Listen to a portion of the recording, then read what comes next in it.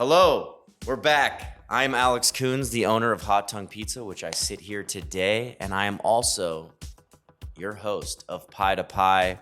Here we are, season 3. I'm very excited about this season. We started off with Jason Winters of Speak Cheezy, located in Long Beach, California. Jason is no stranger to a kitchen. He has been chefing around and banging pots and pans since he was 15 years old. He had a dream of selling pizzas out of the back of his car, which in 2012 started cooking up some of the first sourdough pizzas in California out of a pizza trailer. This pizza trailer turned into mobile pizza operations and into a brick and mortar. I learned a ton from Jason about how he runs his catering operation. I know you're gonna enjoy this conversation. People of the internet, please enjoy Jason Winters, Speak Cheezy. We're out here in Long Beach. We're at Speak Cheezy. We're enjoying some delicatessens. Where did we get these from? Let's give them a shout out. Della Nona, or Nona Mercado. Nona Mercado. Beach. And we got the instigator from Coffee Drunk. Yes. And I'm here at Speak Cheezy with Jason Winters. Thanks for having me. Thanks for having me. I'm excited to be here. I'm excited to ask you some questions. You ready to go? I'm nervous about the questions, but yeah, I'm ready to go. There's nothing to be nervous about. There's been no research. This is all hot off the tongue. Hot off the tongue. Nice. I like the wording there. All right. What attracted you to pizza, and who ultimately taught you how to make it? Attracted me to, so I worked in really fancy restaurants the majority of my career. I started cooking out when I was 15.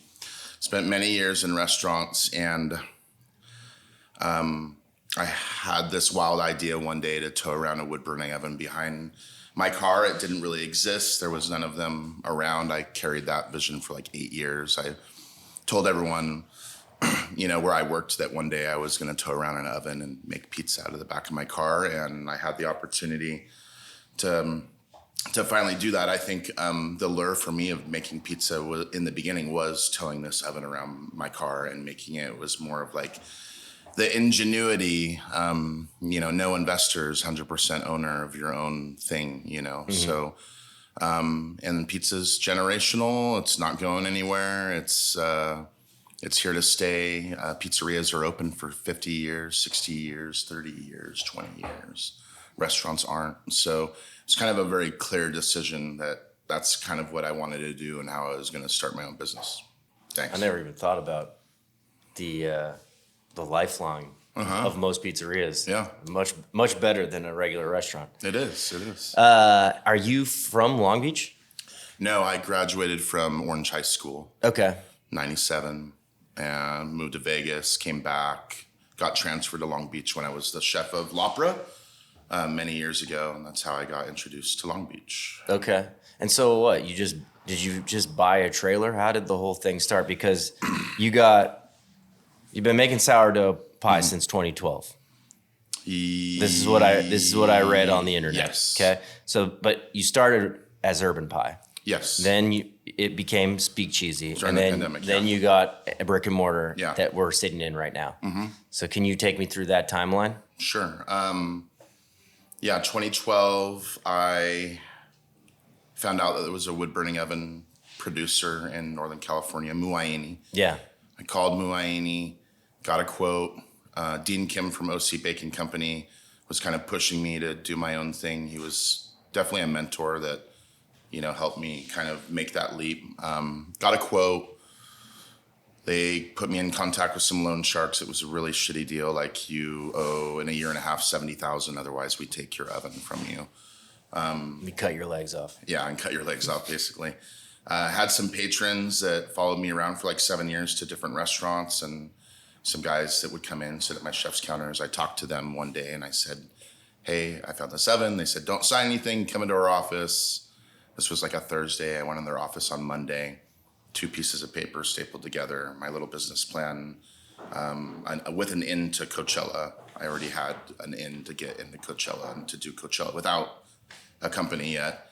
And Inside the grounds? Inside the grounds, yeah, main terrace. And then Chris stopped me. He said, how much you need? I said 60,000. He opened up his personal checkbook, wrote me a check for $60,000, handed it to me, and said, "Pay me back." Just pay me back? Yeah. Like no terms, no nothing. Like, hey, just give me back, dude. Yeah.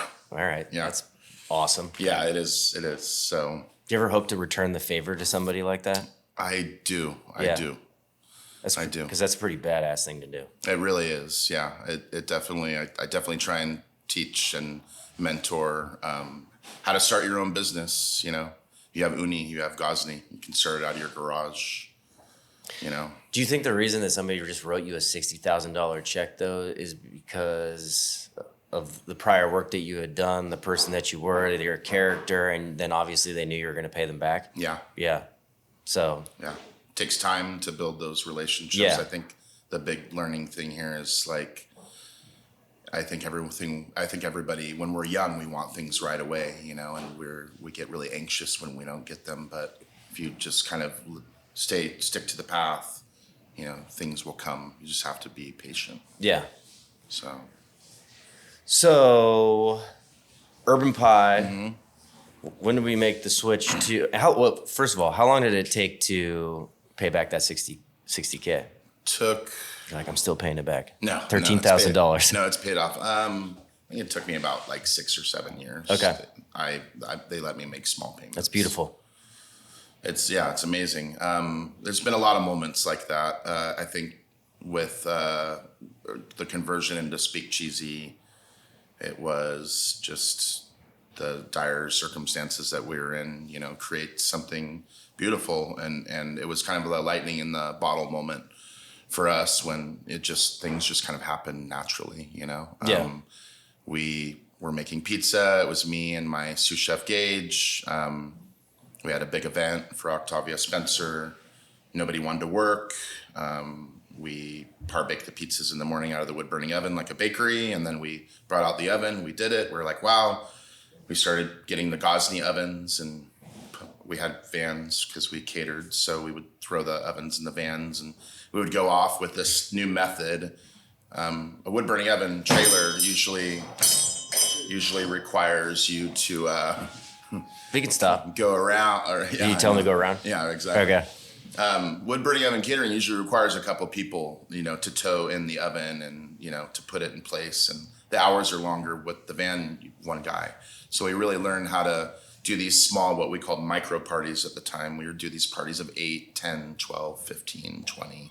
During the pandemic, I was doing a drive-in movie theater one night. It was really windy. I had to turn everyone away. I grabbed the oven. I put it in the van. I closed the doors a little, set up my tables. And the next time I came out, I'm like, F this. I'm not taking the oven out of the van anymore. I'm too old for this crap. So I left the oven in the van. Next thing you know, we had a Metro rack. We had a piping bag with cement, some hardy backer board, jigsaw. We're cutting a hole. We're putting burnt plywood onto the Metro rack. We put the oven behind. We're like, we can open the doors. There's a little ledge. There's a cabinet for storing pizzas. We spent like 3 or 4 days building it out. And that's when Speak Cheezy was born. It was a black unmarked van that we essentially rode around undetected and called Speak Cheezy. I remember it, like hearing about it. Have you seen this van? Like, is it a Sprinter? What kind of van is it? Now we have a Dodge Ram. Yeah, it's like this dude's like cooking. Like, look at this setup. Like, how did you? We got to show a picture, or you should go check it out. Look at the back of this van.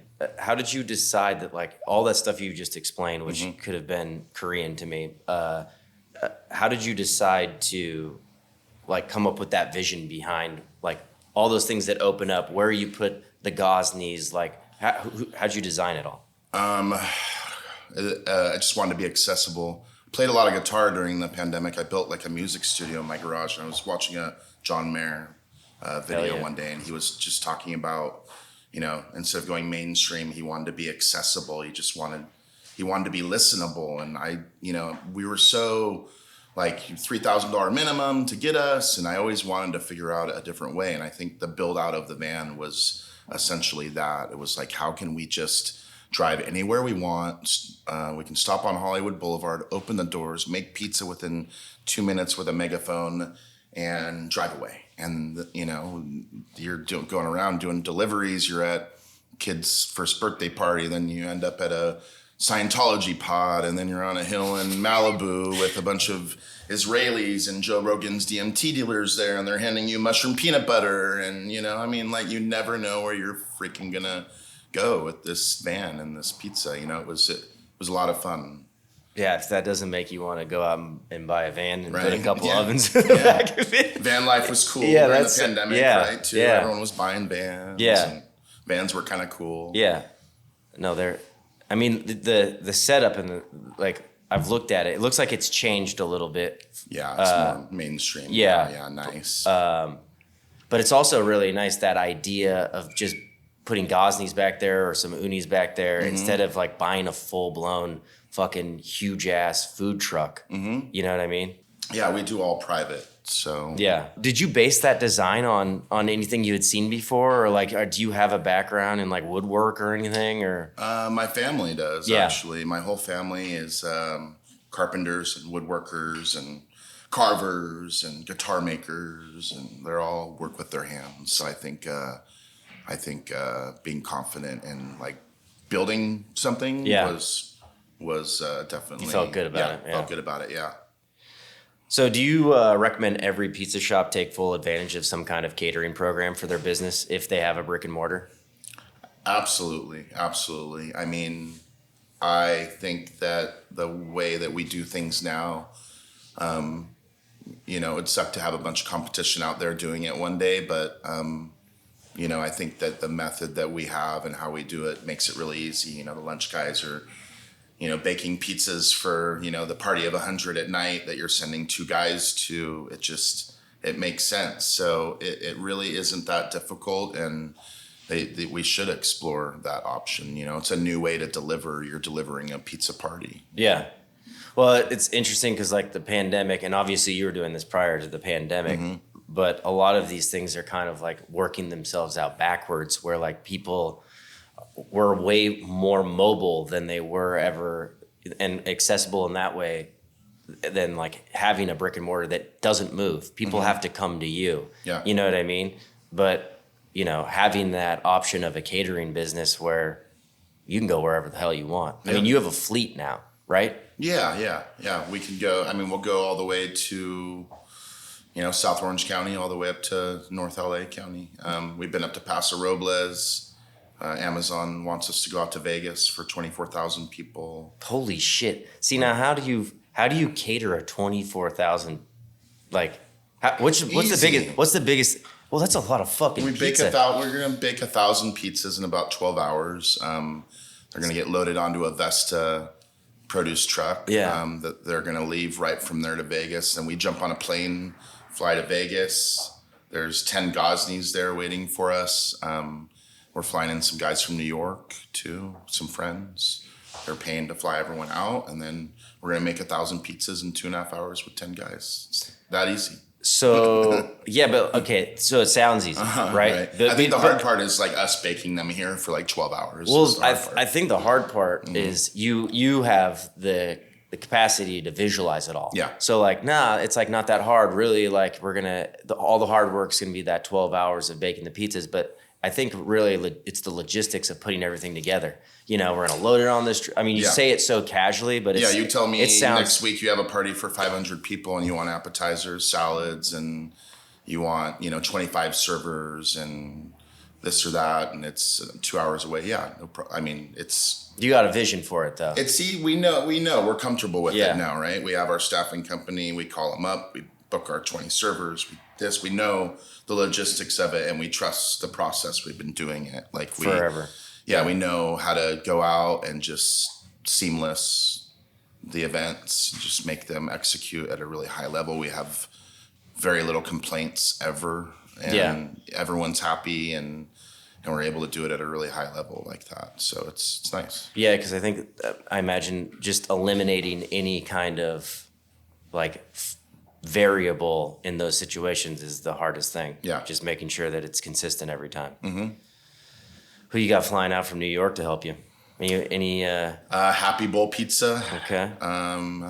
OG Papa Fern. Ooh, okay. I follow the OG. Probably Ryan from Sanctuary Pizza up in Yeah, Northern California. hell yeah. I have not met Ryan face to face, but I love I love what he does and talking to him on Instagram. He's the man. Yeah. He's the man. He's done a really good job at just becoming friends and building relationships with people. He's just such a likable guy. Yeah. You'll love him. We went on a trip. We went on a trip together. We got an Airbnb in New York for a week. Oh, nice. And did like just fucking. And those guys picked us up and drove us all around. Took us to all the pizza spots. Pizza pilgrimage. The old school spots in the Bronx and the new spots. Dude, what's your favorite spot out there? Lindustry. Yeah, okay. I love their little dough room. Mm-hmm. Yeah. It's just, we went there every day for lunch, grabbed a couple slices, and then went out. And every day we came back to Lindustry. It was just, I try to make my pizza in the shop as close as I can to that experience now, you know? Yeah. It's good stuff. So did you sell all of your pizza trailers?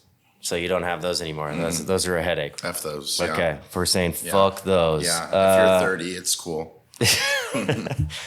What was the reason you decided to go with a Pizza Master in here? I think I already know because you've talked about it, but instead of like a wood fire or a dome. I wanted the multi-deck oven. I wanted, I didn't want to have to store pallets of wood that contains, you know, sometimes insects and termites and rats and other things in the wood, you know. Just a less carbon footprint is huge. I wanted to be able to build a concept that could go anywhere, whether there's a gas oven or an electric oven. You know, you can plug in an electric oven anywhere. The build outs are a lot easier to, you know, plug in an electric oven than to do a type 2, you know, with gas and fire. But really, it was when it came to high heat cooking, the wood burning oven doesn't really create flavor. I think you're kind of shunned for doming the pizza up in the smoke. It gives kind of a burnt carbon flavor. You don't really want that anyway. You don't really taste the wood. It's in there for a minute. There is no smoke in a wood burning oven. There's smoke in the beginning when you light a wood burning oven, but as the oven ignites, the smoke billows to the top and it almost becomes non-existent. So it's all about that high heat, really, at the end of the day. Yeah. When I heard the pizza masters get up to 930 degrees, we took some dough out to the Edison facility and we cooked some pies over there, and I had the same effect that I did as a wood burning oven. Did you cook them with Drew? I cooked them with Drew. Yeah. Good old Drew. Hell yeah. How's your electric bill? Oh. because I have a Pizza Master too, know, right? and we cook it $650. But he Mm-hmm. basically told me, like, if you're cooking over 750 degrees, like you're gonna see a difference. Big time. Last year we were always cooking at 750, 730, even for catering. Catering was like 830. Now for the catering we cook at like 770, 800, and for the restaurant we cook at like 630. Okay. 640. So you're not hitting that 933. No, and the electric bill has definitely gone down, but there was a $3,000 electric bill one month. Though. Yeah, and that's no joke. Do you have two decks, right? Two decks, yeah. I mean, that's sucking. It is. That's sucking money. It is. Yeah. But they're great ovens. No, they're incredible. You know, a couple guys in New York, we did, and then Brooklyn Pizza Crew guy. Yeah. Caniglio. Yeah. Nino. Uh-huh. Yeah. Love that guy. Yeah, Nino. He is the epitome of Brooklyn. Yeah. Brooklyn Pizza Maker. Or Jersey, I should say now. They're using bread ovens. And bread ovens get up to 650. Yeah. There's like 5 or 6 decks that you get. I think it's a similar cost to a pizza oven. They're breaking bread and pizza. Yeah. No, he's doing a shit ton. They're at farmer markets. Him and Shaylin are crazy. Mm-hmm. But yeah, I forget the brand of that oven. I don't know. Do you regret the pizza master? No, not at all. So expensive, no. I think I would never. I don't think I'll ever cook in anything other than a Pizza Master. Maybe a Miraforni, just because Drew went there. Yeah. And I love Drew. Yeah. But having an electric oven, opposed to I only cooked on deck ovens, it's just having so much more control and being able to cook on a higher heat and have some kind of control of your deck heat. You know. Even in New York. Yeah. New York was all deck oven, gas, old, small. Yeah. You know, they dropped to 475. Yeah. That's really what they're cooking at. And now they're getting better ovens, higher heat. Yeah. more leoparding, a little You more get char. you get way more spring. Yeah, like sourdough loves heat, and cooking out of a deck oven with sourdough is kind of tough. Yeah. But yeah, shout out to Pizza Master. We'll take a sponsorship. Are you sponsored by him? Huh? Are you sponsored by him? No. All right, we'll take a sponsorship, both of us. The guys over at Rockbox, they have Oh, us you as Gosney their guy? ambassador thing, so they help us out with some ovens. That's great. Shout out to Rockbox. All right, And Gosney, Pizza baby. Master. Let's talk about Gosney real quick. You're using Gosney ovens. Why do you prefer them over everything else? They're heavier. They are more expensive than the Unis. I just like the pizzas better. The decks retain more heat. Yeah. Uni's great for a home cook, but I think and you can use them for parties, but I don't know. I just like the way the deck stays hot. The way it's built. They're heavier. Yeah. Okay. Yeah, I tried. Funny thing is, I was trying to set up like a bake-off between because people get really into these things, like, oh, I'm Team Gosney or I'm Team Uni, but I could not find somebody professionally to come bake out of an Uni. But that's probably why they're built heavier and better for pop-ups. I mean, Unis, they are great. A lot of people love them. I think what they have going for them right now is that electric pizza oven. Have you ever cooked in the Revel, their Pizziolo oven? My buddy Happy Bowl Pizza in New York has like 3 or 4 of them. Yeah. And I saw him at a brewery indoor in New York, right? Because you're not really, can't be out on the street. And he was slinging away. I mean, the pizzas were looking beautiful out of the Brevels. So. I can get like Pizza Master level pizzas coming out of that thing. Yeah.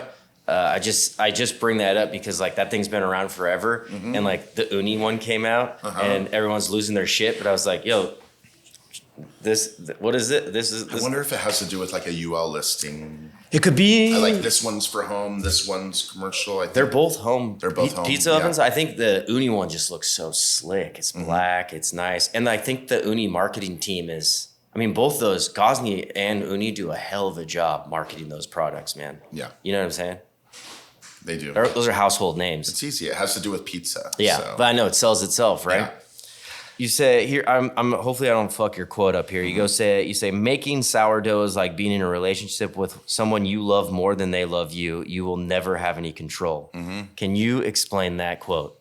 I think sourdough or just pizza making in general is it's exactly that. It's something that you'll never have control of. You kind of need to let it have control of you. It's going to tell you when it's ready. It's going to tell you when it wants to go. It's going to tell you what it wants to do.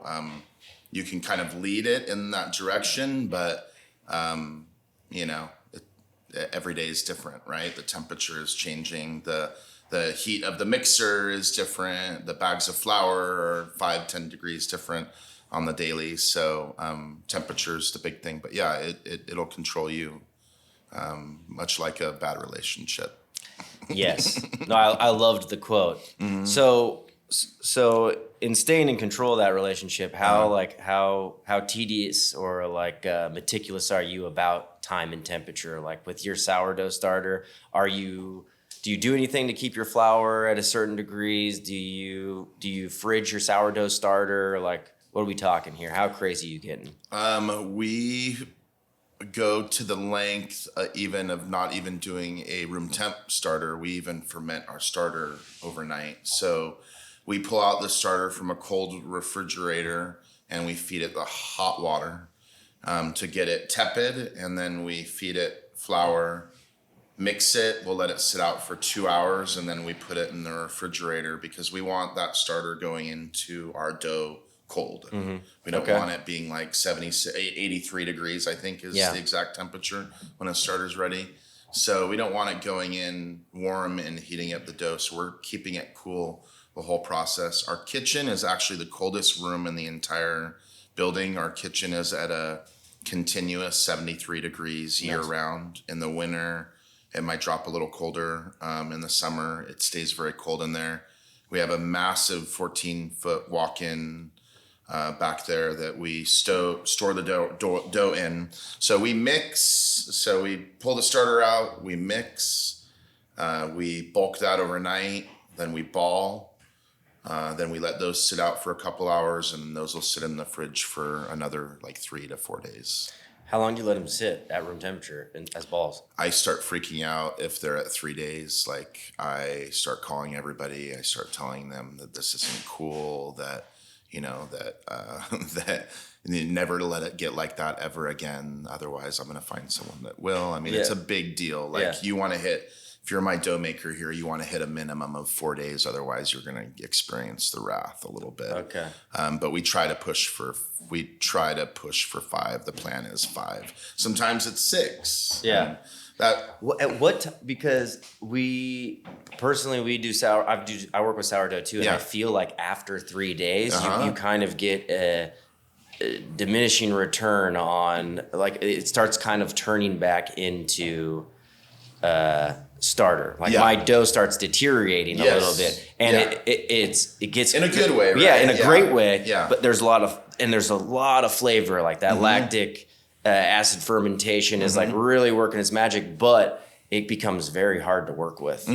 So I can't imagine, like, if you're doing 5-day sourdough ferment, We use King Arthur. Okay, that was his. This is going to be the next question. King Arthur, right? Bread flour, and then we also use the Edison T200 triple sifted, which it has like the highest level of autolyse and prolyse enzymes in any flour, which is great for pizza. And then we change our whole grains a lot, but currently we're using 10% of the espresso Trailblazer, or the espresso from Catering Springs. Yeah.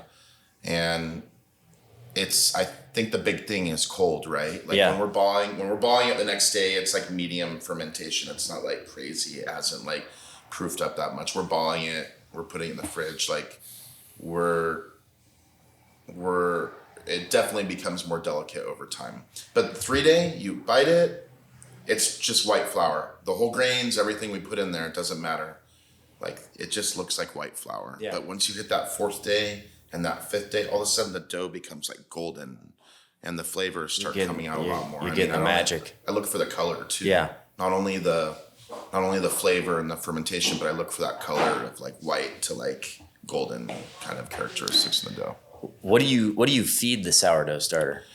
We feed the sourdough starter the same flours that we use to make the dough. So do you feed it one flour, or are you feeding your starter multiple flours? We feed it multiple flours. We used to do different flour for our starter. We used to do ABC Craft Plus because it was malted.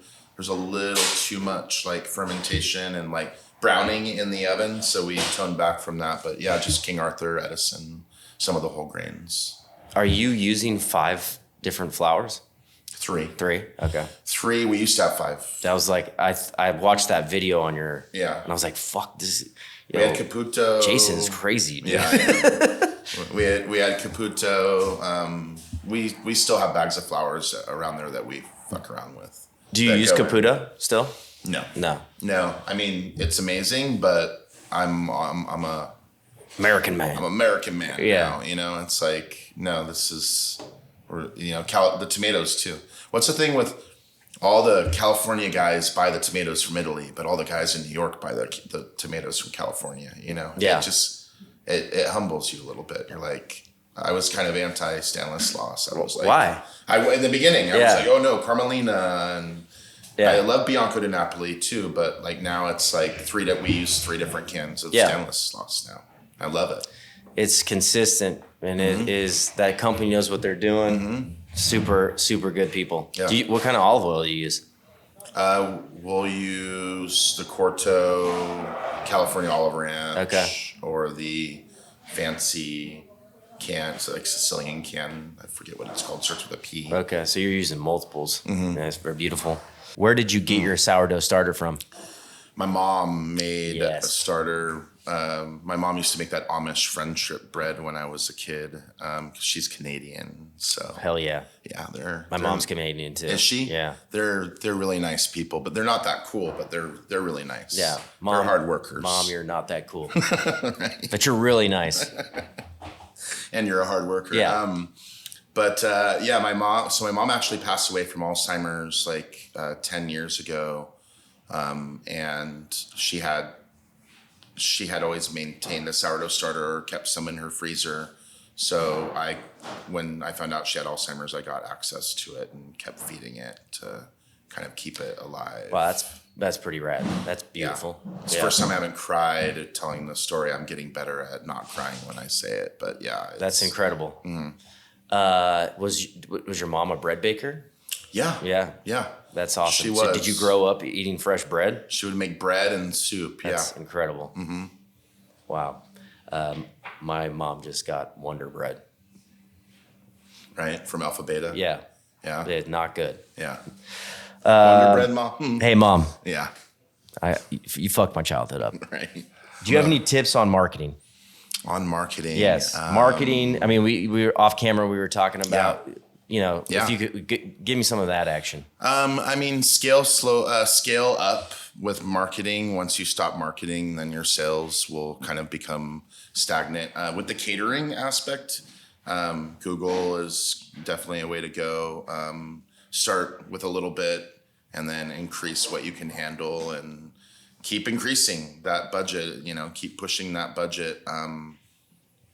You'll bring in more traffic, you'll get more sales. On the restaurant side, every kind of marketing that we can.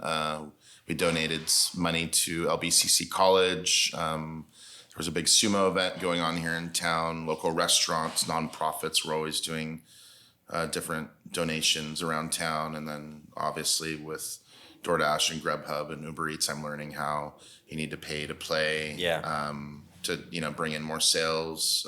They'll tease you a little bit with the algorithm, and then they might kind of fade you back so that you have to pay, get you hooked kind of thing. So there's that. There's Yelp. I finally started paying for Yelp. I don't do any Google for the business here, but you have to do a lot, especially with catering.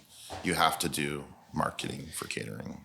Is there a different Yelp page for the catering, or is it all just? It's all one now. All right. It's all one. There should be. That's a good idea, actually. Do you run your own Instagram? No. I did during the van days, but I did hire the Islet agency.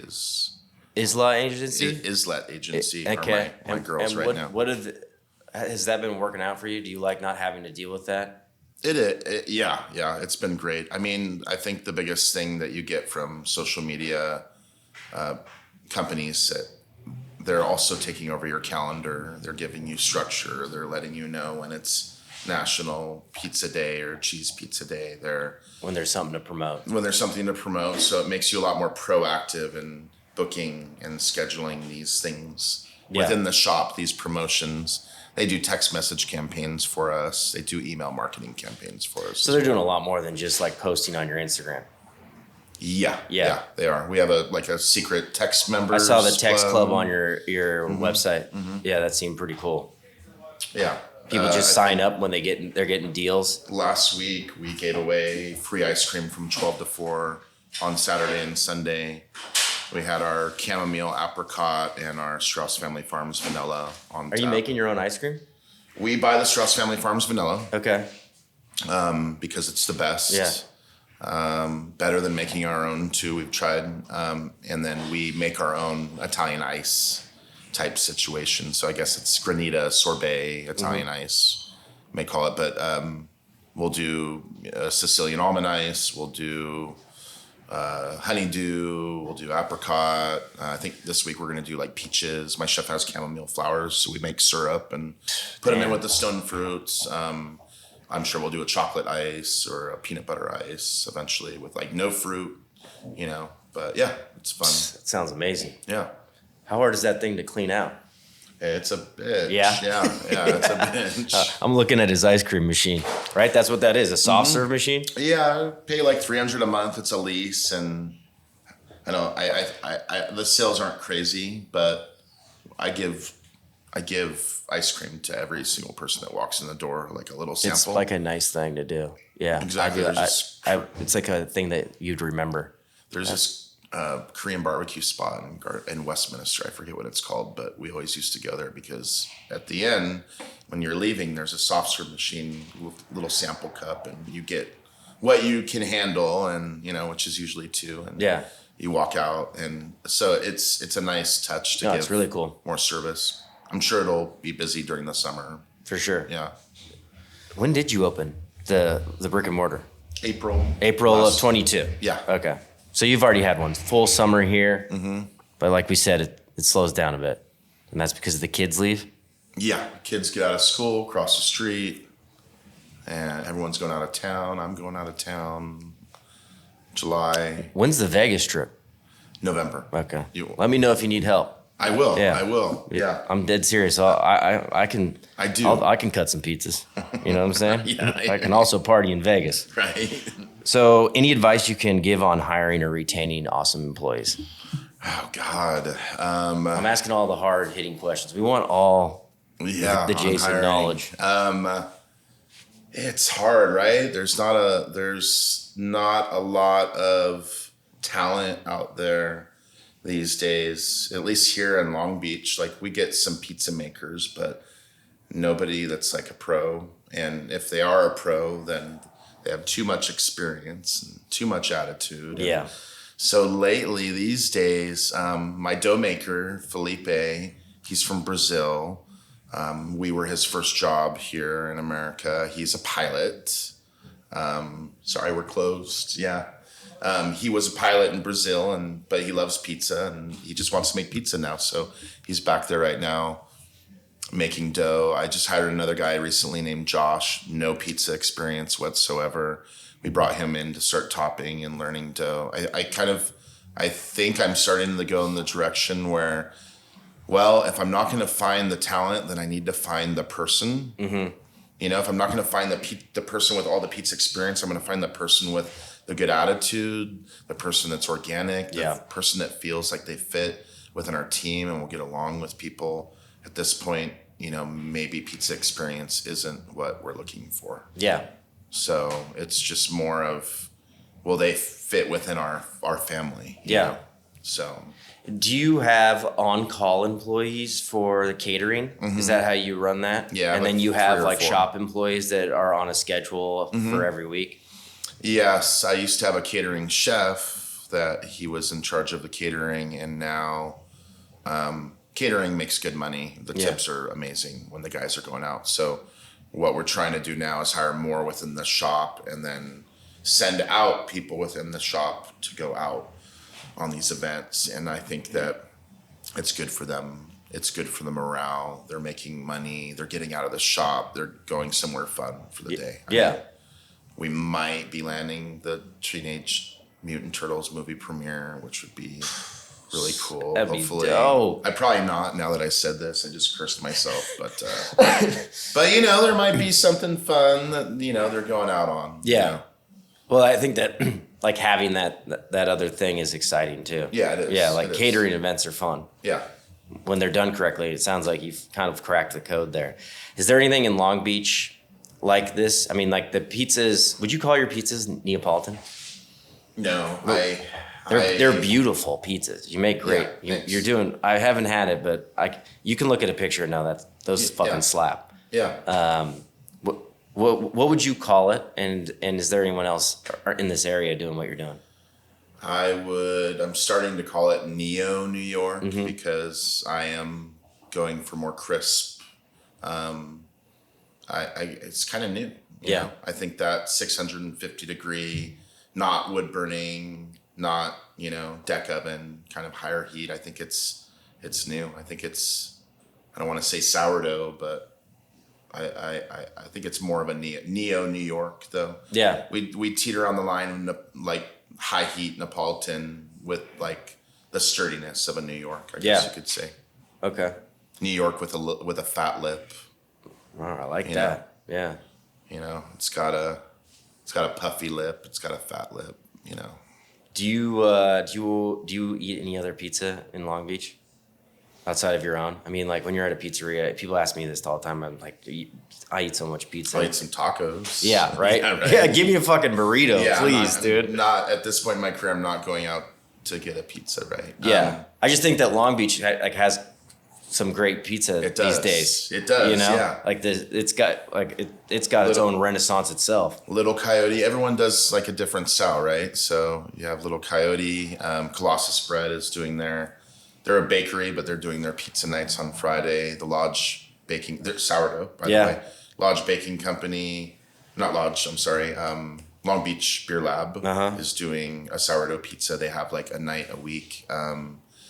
There are so many. There's, in Bixby, you have Rances. There's a lot of, it's a pizza town. Yeah. It's a pizza town. It's a baker's town, I'm noticing. You have a few sourdough pizza spots, but it's also a huge town. So we better have some good shit. Yeah, we're big. Yeah. So it's just crazy when your next door neighbor is LA, which is fucking way too big. But we are LA. That's the thing. I know. It's just crazy because it's like you look at a map of fucking, it doesn't make sense. I mean, Long Beach seems big enough that it should be its own thing. It is. I think it's like the biggest town or city. Yeah. And but it's like, I guess it's like Pasadena. It's not LA. It's Pasadena. Exactly. Yeah. So, what has been the hardest part of being a business or entrepreneur, business owner / entrepreneur?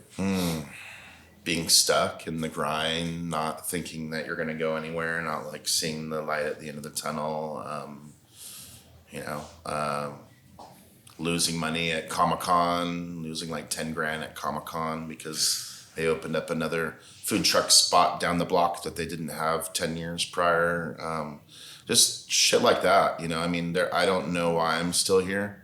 I don't know how I made it this far, but there's definitely been some serendipitous like moments where, there's minus 700 in the bank account for the business and the personal. And the next day, we land a $20,000 catering and they happen to leave a deposit within 2 days. And so I don't know why I'm still here. Just, you just have to not give up. I think the highs and the lows, the ups and the downs, learning when it's busy, when it's slow, adjusting to that, going to the next year knowing, I know it's going to be slow in July. I'm not going to freak out anymore that my business is failing or falling apart, right? It's like all those years that you have to like learn that. So I think that's the hardest part, but is like finding the zen in the chaos. Finding the zen, but you have to grow it, right? Don't get complacent, keep pushing, take on more. I released a lot of responsibilities when I opened over here, and I took a step back, and I had 18 staff. Now we're down to 11, which is great, actually. You know how it goes opening up a spot. They say it takes a year to really get your crew kind of start to dial in. So just that whole process too, I'm starting to take back tasks now. When people are leaving, like, no, I'll do that. And, trying to be in the shop more, trying to work more, trying to stay busy. So do you want more than one of these brick and mortars? I do. I kind of want to do a bagel shop next. But I want to make pizza at night in the bagel shop. I want to bring out one of those guys from Quebec to build a Montreal style oven and boil and have breakfast and lunch, beer and wine, even some amazing sandwiches, bring in some RC provisions, pastrami, and like really do it right. But then at night, we use the coals left over from the bagels to cook pizza at night. We have sesame seeds. You're telling a story. What I mean? Oh, that's beautiful. Yeah, and everyone loves that stuff. I wish I could tell you the name right now, but it's amazing. Or it could be like a little, hey, $50,000, $70,000 build out small, Speak Cheezy. Don't have to buy another mixer. Yeah. Don't have to, so maybe it's like scaling kind of what we have. But yeah, I think so. Yeah. Maybe. 2-3 years, 1 year, year and a half. I don't know. How big is that fucking mixer back there? It does a couple hundred dough balls at a time, I think. Okay, yeah. I feel like I could have got in it and take a little nap in there and be comfortable. You could get in it. Yeah, that's a big boy. Yeah. I wish I had a mixer that big. I used to have a little doing like 5 of those. I took it to Coachella with my tiny 25-quart mixer to Coachella. Horrible. Did you only do Coachella once? 4 years. Okay, 4 years in a row? 4 worst years of experiences of my life. The hardest. They put you in a my tent life. on the grounds? Yeah, my first year that I had a tent, and we baked in the middle of the night shells, and then we would finish, and then finally we got to stretching. And then by like our fourth year there, we had 2 ovens, a team of 24. We were hand stretching everything, and we do like 25,000 in sales a day. Man, over there. That's fucking. Before they took like 47%. This was back when they took like 37%. How much were you selling the pizzas for? They were only like 12, 13, 14, 15. Oh my God. Yeah. Back then, that was. Yeah, because they're selling like pizzas for like 40 or $80 now. Yeah. That's fucking nuts. They asked you to do Coachella next year. Would you do it? No. Yeah. No. Yeah. It's not just 2 weeks that you lose months of planning. So yeah. I'd rather just focus somewhere else. Yeah. Yeah. Actually, yeah. If they reach out to me, I might do Coachella again. Okay. Yeah. Keep the door open. Keep the door open. Yeah. Of course, I would do it. I might. Okay. And then, what do you think? I'm going to ask you a 2-parter. What do you think is a good estimate for like creating a good catering business? Mm-hmm. And then what is a good estimate for opening up a brick and mortar? In your opinion. For starting catering, I would say if you're not buying a $24,000 wood burning oven, maybe you'd be okay with like 25, 30,000. But that's out of your garage. That's maybe less, maybe a lot less now. I mean, you might only need like 15, 20 to start out of your garage. But you're going to have to legitimize, and you're going to have to expand. So, but if you want to do it right, like 50, if you want to website marketing, putting money in marketing right away, working capital, everything, doing it the right way. But I think you can do it. Yeah.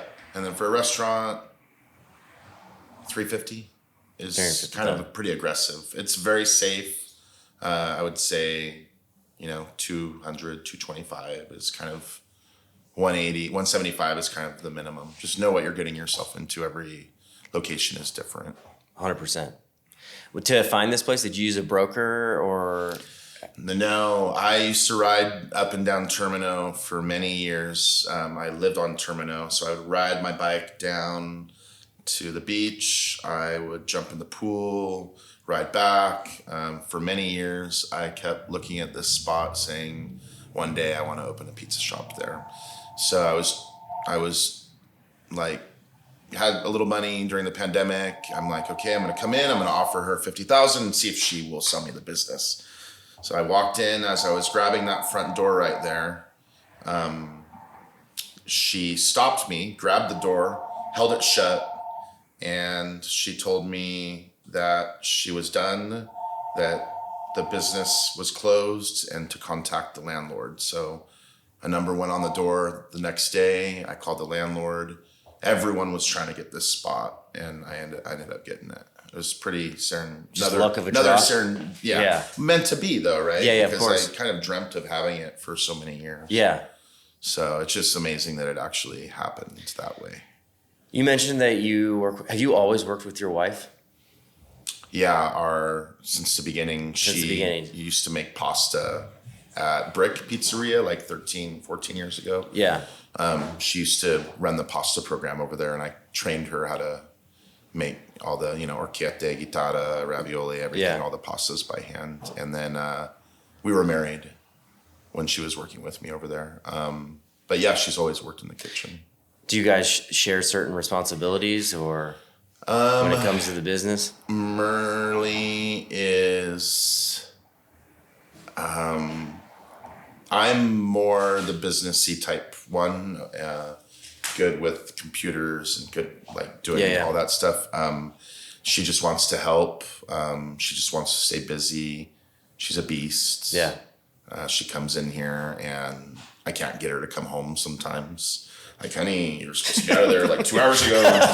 I'm not coming home tonight. Get me away from these kids. I gotta go to the store and buy some socks, So, but it's been a blessing to have my wife included in this. She's She's a beast. That's awesome. It's a family affair. Yeah. And you My have, kids are yeah, I was in going to say, here. you have 2 kids, right? Yeah, What are their summertime. ages? So Micah's 10, Zoe is 6. They go to school at Fremont. Yeah, and, old enough to wash dishes now. They are. You can put them on payroll, I guess. Oh, if Legally? if you own them? You could, you can put, Yeah, nice. You can put your kids on payroll and you're not breaking any laws. So Micah will actually, on like days that we're partaking for catering, it's summertime now, he'll actually come in here for a couple hours a week and help dust my paddles with flour or help remove the dough from the tray. Or That's great. he slides the pizzas onto the deck now. Wow. So I can barely do that. I know, right?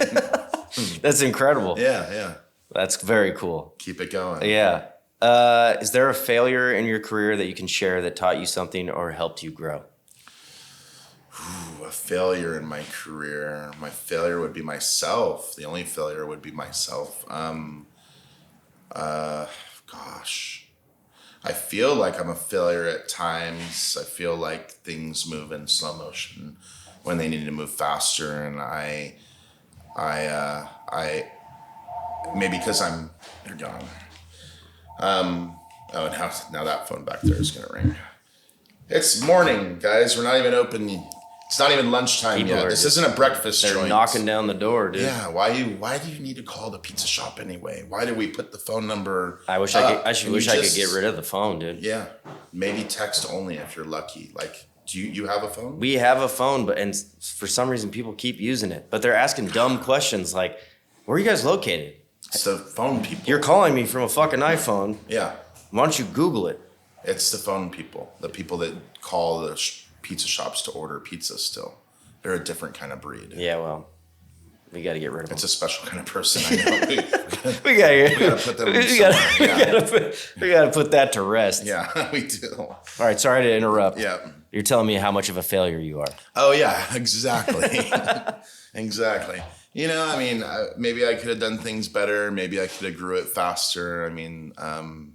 Those are more my failures, there's been times I've been able to step back and take a break and spend a lot of time with my family.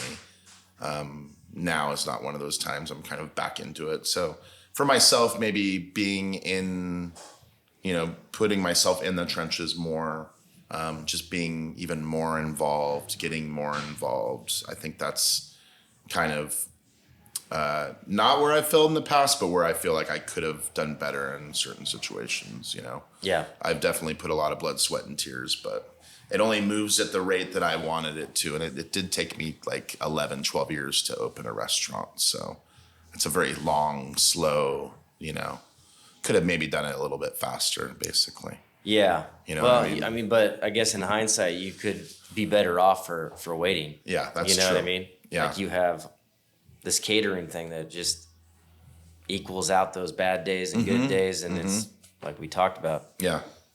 I'm after this, I'm going home and start working on my catering business. Dude. Yeah, you should. You know what I'm saying? You I'm should. fucking up. Yeah. You play guitar. Do you find any parallels in that creativity and in food? A repetition. Yeah. The perfectionism of like playing something. When you hear a riff, sometimes someone's played that riff like, 100 or 200 times to get it to sound that way. It's just that one riff, right? But when you're hearing it, you need to know that person feels it, Yeah. It's just the way their fingers touch the string or the volume or how, it's just so I think it's very similar. Yeah. All right. This is the most important question. Oh, this is the finale. question of the day. No. We're gonna throw him. For, no, man. Okay. All right. What is the greatest band or musician of all time? I should just say Sublime because I'm in Long Beach, but I'm not gonna do that. LBC, baby. Yeah, I know, right? Bradley Noel was a beast, dude. I'm pretty huge into. They're not like on my daily, but like Led Zeppelin, Queen, just I'm a huge Foo Fighters fan. Yeah. I did his 50th birthday. Oh, party. man. Nice. Is Dave Grohl? Mm-hmm. I did his 50th birthday party and just kind of fell in love with him. His work ethic is pretty insane. The way he is with his kids. He does not sign an autograph or take photos when his kids are around. It's all about his kids. And, you know, such a great... I think he's probably one of the greatest musicians, you know, David Grohl. Yeah, I mean, he's walking... He can do everything. Yeah. But, you know, Queen, Led Zeppelin... Those guys are all right. Mm-hmm. Yeah. You mentioned John Mayer. Oh, would you put him up there? No. As a guitar player? He's an amazing guitar player. But there's like this kid from Poland that does a lot of like slap and drumming on the guitar while he's playing that I think it just is probably one of the, you know, better guitar players in the entire world. But once again, would I turn it on when I'm riding around in my car? No. It's different, you know? Yeah. Pizza's similar, you know? Like, I would love to put, like, that burnt kale ash on the pizza with the sous vide egg yolk on each slice with the, you know, I mean, like, you know, with the foraged this or that from, you know, lavender from the back alley with the homeless guy, you know, pissing in it. You know, the local terroir, whatever, of the LBC. But no one gives a shit. Everyone wants a pepperoni pizza. They don't really give a shit. Yeah, they want Dave Grohl just fucking slamming those drums. Exactly. I don't know if you guys can hear Teen Spirit in the background. They want pepperoni, they want tomato, they want basil, they want, you know, I mean, if you ask me what my favorite pizza is, I starting to go back to simplicity now. Yeah. You know, so. I said that was the last question, but what do you think about pineapple on pizza? Pineapple on pizza. If pineapple is manipulated the right way, it can be good. Okay. Canned pineapple on pizza, horrible. But yeah, I say anything on pizza at this point. Hell yeah. So. All right, let's end it there. Anything on pizza at this point? Where do we go to get in touch if you want to get touched? If you want to get touched, go to speakcheezywithaz.com or speak_cheezy with a Z. And on our Instagram, that's it. We're here in the LBC, qualified to represent. Hell yeah. Belmont Heights, living La Vida Loca. You know, let's bring it. Dude, let's go. That was great, dude. Thank you for your time. Yeah, thanks. Appreciate it.